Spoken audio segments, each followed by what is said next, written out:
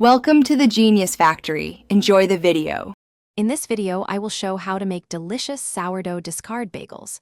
We will start by gathering our simple ingredients. Sourdough discard, which is the unfed portion of your starter, brings a wonderful tangy flavor and chewy texture to these bagels. You will need about 100 grams of discard, 300 grams of flour, 150 milliliters of water, and 5 grams of salt for this recipe. Now, let's get our hands dirty. First, combine your flour and salt in a large bowl. Then, add the water and sourdough discard, mixing until a shaggy dough forms. Turn it out onto a clean surface and knead for about 10 to 15 minutes.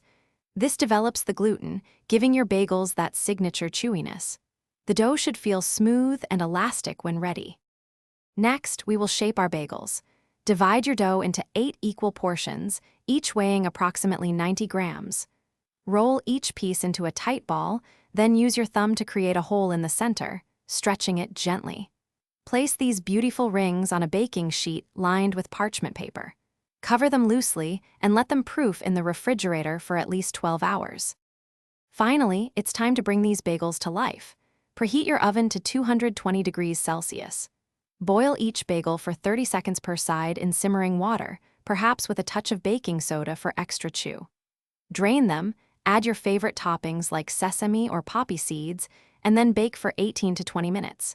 You will have perfectly golden, chewy, and incredibly satisfying sourdough discard bagels.